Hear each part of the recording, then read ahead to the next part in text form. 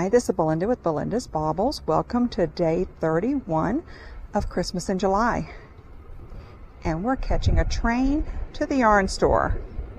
Come along on the Tex Rail with me.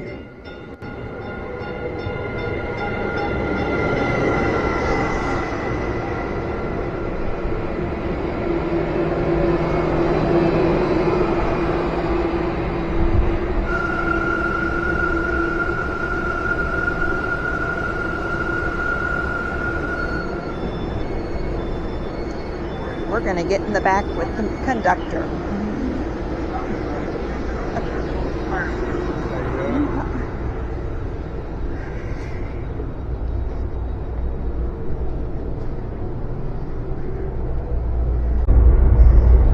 All right, here's a new view for us today.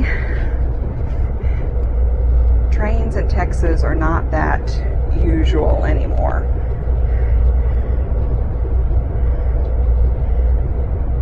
And commuter trains have just started up in the last few years. So on the East Coast where I grew up, we had Amtrak all over the place, and we had subways and things like that, but not so much here. So this is a bit of a rarity, but the train goes to, I've just got a local day pass,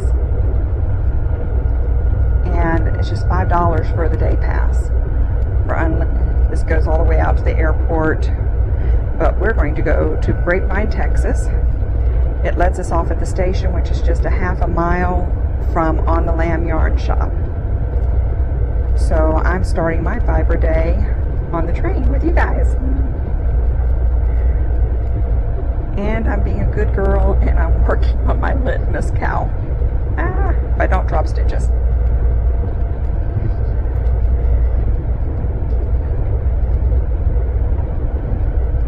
Give you a little bit of a look around on the actual train. I'm sitting at a table, just like this one over here. There are also regular seats, and I'm in the last train, so there's hardly anyone back here with me. They're all the way up at the front.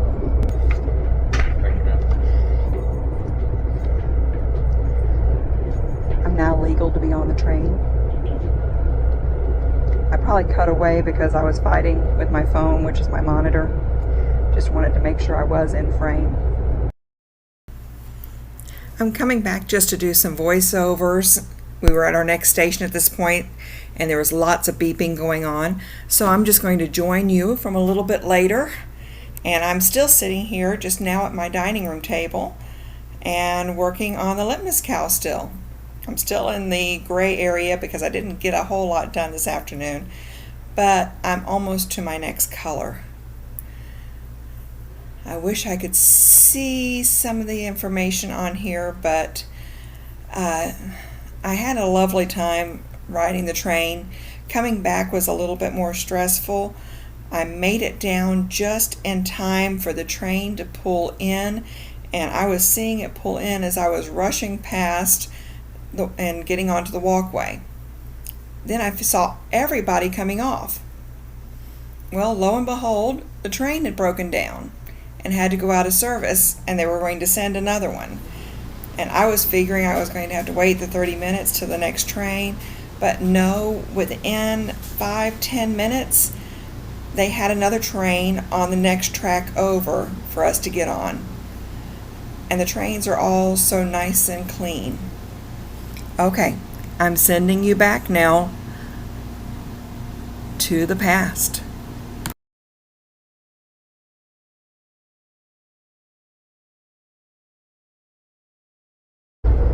Take my ticket away so I don't lose it. I don't know how much overdubbing I'm going to have to do and how much I'm going to have to cut out. There's not anyone back here near me, so at least I can talk. But I know there's loud sounds with the train stationary thing, so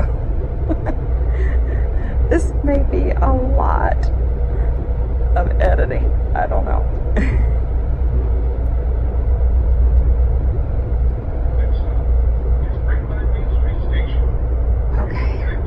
station's next already, so I'm going to put it back together, and I'll take you on a walk through Grapevine. It's about a half-a-mile walk through the historic downtown area over to On the Lamb Yarn Shop. See you soon. Okay, I'm back from in the future, and this is the historic part of Grapevine, Texas.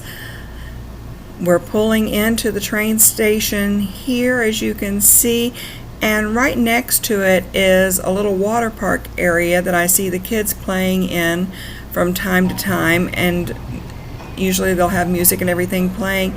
But next to it was a building that I thought was just an office park, but it's Harvest Hall. And this was my first time going in, and boy was I surprised.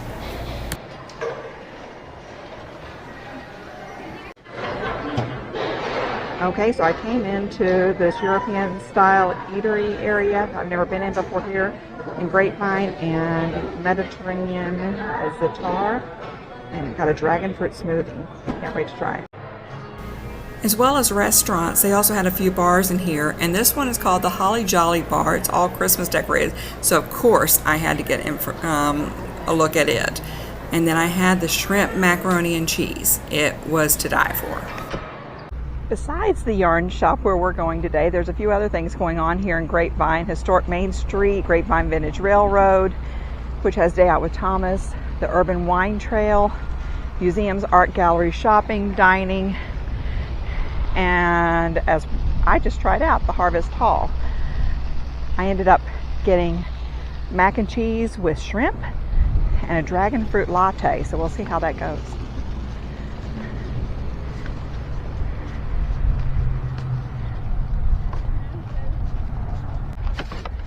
Grapevine Vintage Railroad runs side by side next to the TRE. And here we have just a little view.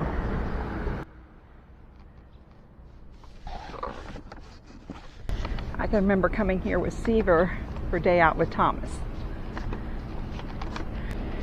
Alright guys, there's all sorts of things down through here. Warhammer shop for gamers, tea room, all different little places. Hey, it's busier than I expected with it being a 100-degree day today. I'll give you a little bit of views of the area, but I'm probably going to be holding on to my hat most of the time to try to keep it on and to get myself to the yarn shop before I melt. I'm hoping you can hear me okay over the walk sign. This is J.E. Faust & Son Funeral Home. Been in business since 1880. It's a little bit different of a place.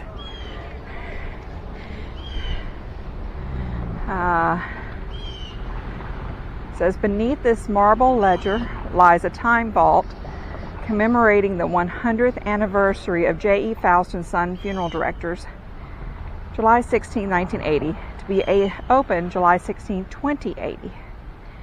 It contains memorabilia of the citizens of Grapevine and surrounding communities. You've got the funeral home here, and we're right on Main Street.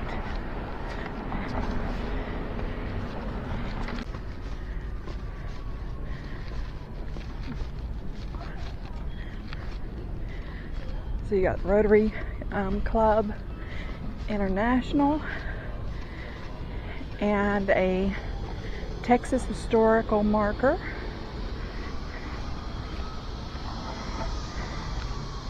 This is a Sayers and Schofield hearse model 390 dated 1900. I'm hoping you're able to see this. I'm going to come on the other side and hopefully from the shaded area here you're only able to see the reflection behind me. So let's try the other side.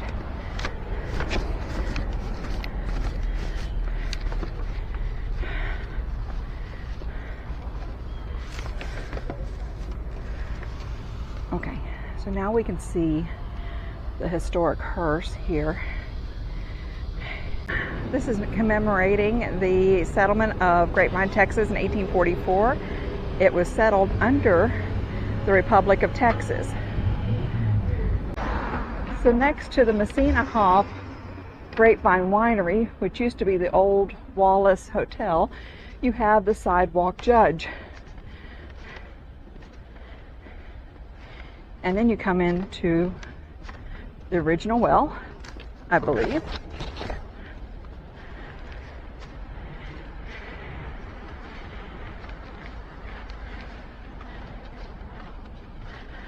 With the statue walking to Texas. It honors the early settlers who walked alongside their wagons to Texas, seeking the promise of a better life for themselves and their children. It's established the first permanent settlement of Grapevine in 1844. That's not real far away from when my family came in by wagon train, as far as some branches. And right over here, you have a log cabin. And I'm enjoying the shade under the trees at the moment.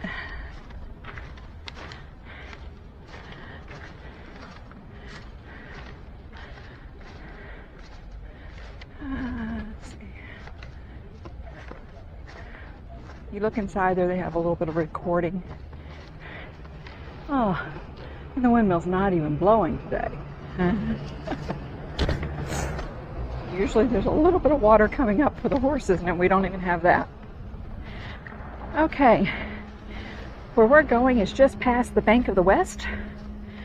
We'll see you at On the Lamb Yarn Shop. Here I am in On the Lamb Yarn Shop. By the way, hi Janine. Janine's daughter owns this, and I found out I have a super fan. All right, so these are not all the yarns, of course, that are in here. There are still a bunch of yarns that I purchase and that I like or that I want to use. But these are my workhorse yarns. These are the ones I go back to again and again.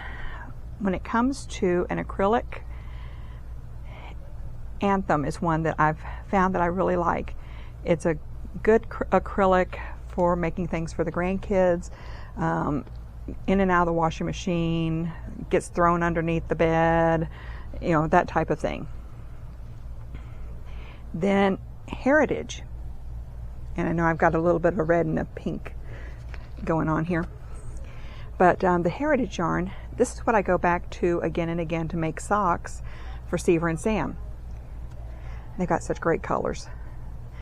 I made some socks. Seaver will wear his as like a slipper, and he'll wear it again and again, wash it once a week, set it out to dry, but it goes through the washing machine.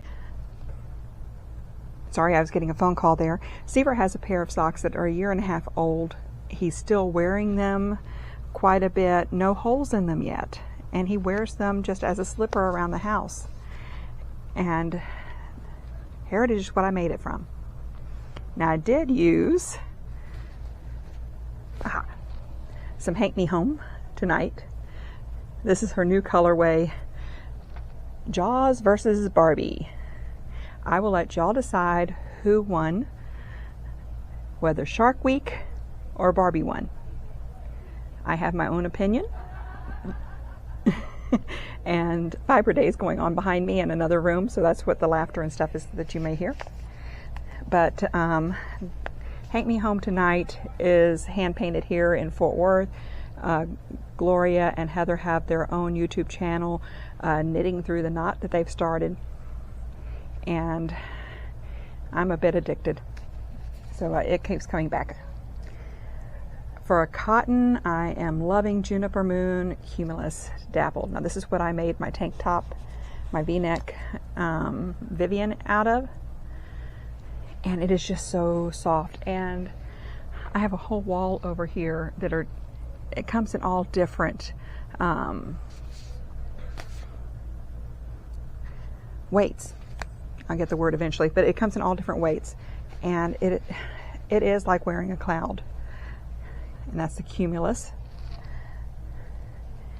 And then Maureen with Charming You. Maureen, if you happen to see this, I hope you're getting to feel better. This is her Suki sock.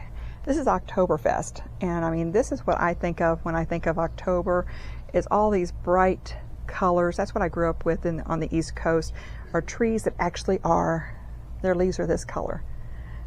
I don't get that here in Texas, of course, but this is what I think of as colors like this. Okay, so this is a few different ones. I will say I haven't gotten into mine, but I do have some of this Beachy Breeze. There we go. And I got to meet the dyer for this not too long ago. And this colorway is on the lamb. So that gives you an idea of a few of the yarns that I really do like as my workhorse yarns. And I mean, you can find yarns anywhere, whether it's in a local yarn shop or whether it's in a retail store. It's totally up to you. But you can find things in the local yarn shops, like this Anthem, I believe is around $5 for a skein. There's all different price points and all different things, whether you're, because I'm allergic to woolly wools. I'm allergic to the lanolin. So I may not like how the superwashes stretch, but that's my way of going with wool. So find what works for you, find what makes you happy. And thank you so much for joining me today. I hope you are enjoying Christmas in July, and we have one more day to go. See you tomorrow.